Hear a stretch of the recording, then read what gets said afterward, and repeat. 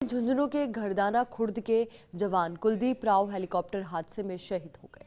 शहीद होने की सूचना के बाद से पैतृक गांव में गमगीन माहौल बना हुआ है।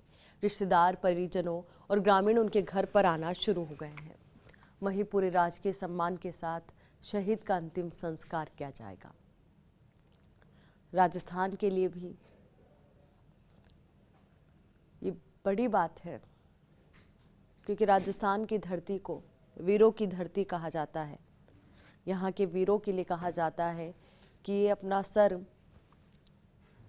कटा सकते हैं पर कभी झुकाएंगे नहीं। अब ऐसे में राजस्थान के लाल ने भी शहादत दी है। पूरे गांव में गमगीन माहौल है, हर कोई गम में डूबा हुआ है, आंखें नम हैं क्योंकि अपने लाल को खोया है। आपको बता दें कि झुंझुनू के घरदाना खुर्द के जवान कुलदीप राव इस हेलीकॉप्टर हादसे में शहीद हो गए। शहीद होने की सूचना के बाद से पैतृक गांव में गमगीन माहौल बना हुआ है। दूर दराज से रिश्तेदार पहुंच रहे हैं, परिजन पहुंच रहे हैं, गांव वाले पहुंच रहे हैं और कोशिश सबकी यही है कि ढांढस बंधाया जा सके, परिजनों को, शोक संतप्त परिवार को थोड़ी हिम्मत दी जा सके।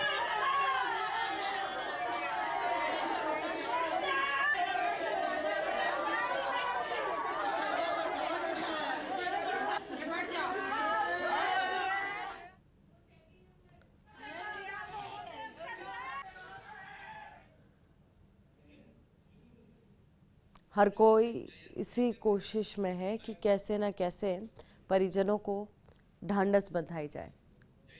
अब इसी खबर पर ज़्यादा जानकारी के साथ हमारे सहयोगी जयंत हमारे साथ जुड़ चुके हैं झुंझुनू से।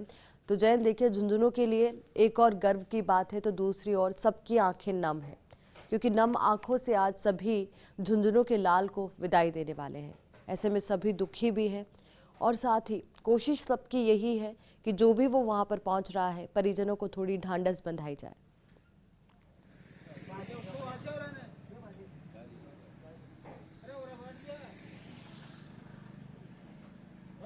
जी आयुषी, बिल्कुल मैं आपकी बात से बिल्कुल सहमत हूँ। परिवार का जो माहौल है वो वास्तव में गमगीन है।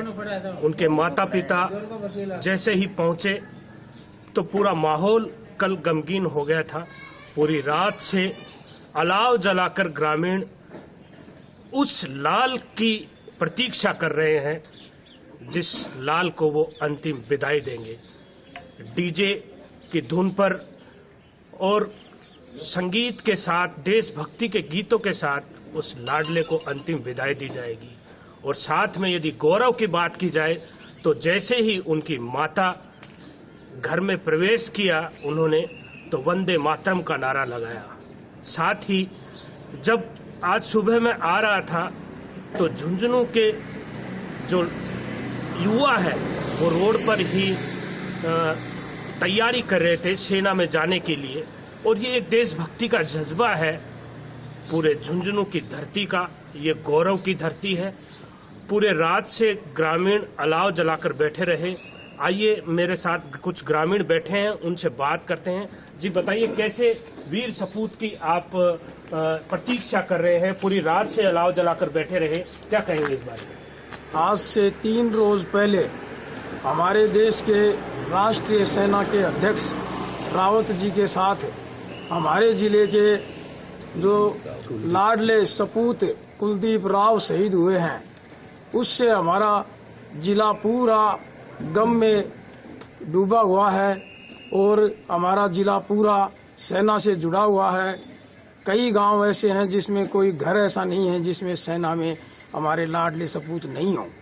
और जब से उसका पता लगा है, हमारे जिले के घरदाना गांव, आसपास के एरिया में, पूरे उपखंड में कहीं भारी शोक है। न कोई लोग व्यापार करते हैं, न कोई खेतों में लोग थे वो भी अपने घरों पे आ गए और बहुत गमगीन माहौल है। जब से घरवालों को पता लगा है, उसकी मां ने वंदे मातरम का नारा तो लगाया ही, उसके साथ ये भी कहा कि मेरी पुत्रवधू को भी मैं सेना में भेजूंगी। जय जी, इन्होंने बताया कि पुत्र वधू को भी सेना में भेजने के लिए उनकी सास ने कहा है।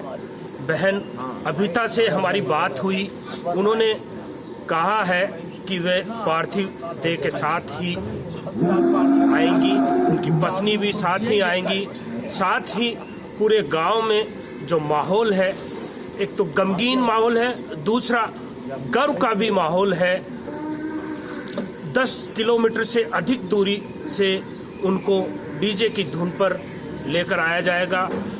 सुबह 9 बजे करीब झुंझुनू उनका पार्थिव देह पहुंचने की संभावना है। उसके बाद रोड से वो गांव तक आएंगे तो उनका पार्थिव देह आएगा। जी बताइए। बिल्कुल जयंत, देखिए गमगीन माहौल है, हर कोई दुखी है, दुख में और गम में डूबा हुआ है। अब ऐसे में परिवार के कौन कौन लोग हैं जो पहुंच चुके हैं, क्योंकि कुछ लोग ऐसे भी होंगे गांव के जिनके सामने हमारे वीर सपूत खेले होंगे, बड़े हुए और उसके बाद सेना में आए।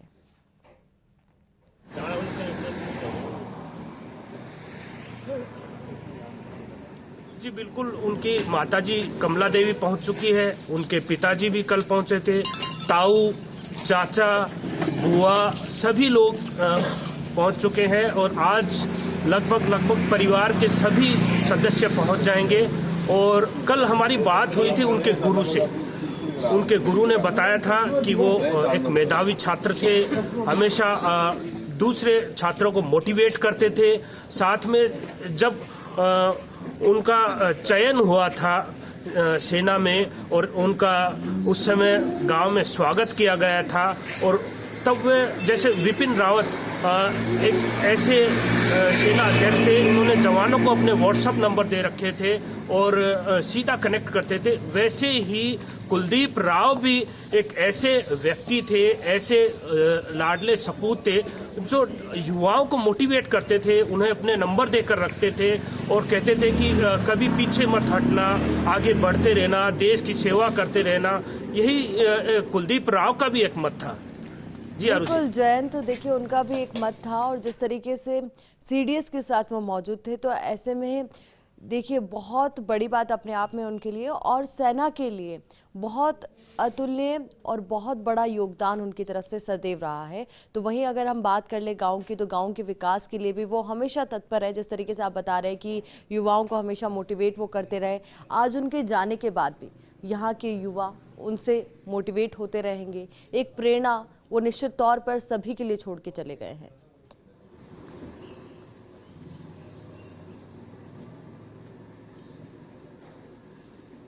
जी बिल्कुल, मोटिवेट तो होते ही रहेंगे युवा भी। और झुंझुनू में अगर जवानों की फहरिस्त देखें, मैं बताऊंगा आपको कि शहीदों का नाम अगर लिया जाए तो इतनी लंबी लिस्ट है कि उनका गुणगान करना, उनके बारे में व्याख्यान करना समय ही नहीं रहेगा, समय खत्म हो जाएगा। देश की सेवा में शहादत के लिए झुंझुनू के लाडले की अगर बात की जाए, शहीद पीरू सिंह हो, पुलवामा में शहीद हुए शहीद शिवराम गुर्जर हो, 71 की लड़ाई में लड़ने वाले फौजी हों, सन 62 की लड़ाई में लड़ने वाले फौजी हों, तमाम जो फौजी हैं, जो सैनिक हैं, वो झुंझुनू का नाम सबसे ऊपर ही आता है। और देश सेवा में बॉर्डर पे अगर जरा सी भी हलचल होती है, साथ में यदि कोई शहीद होने की सूचना आती है, तो झुंझुनू एक अलर्ट मोड पे आ जाता है। चलिए जयंत, बहुत बहुत शुक्रिया आपका हमारे साथ जुड़ने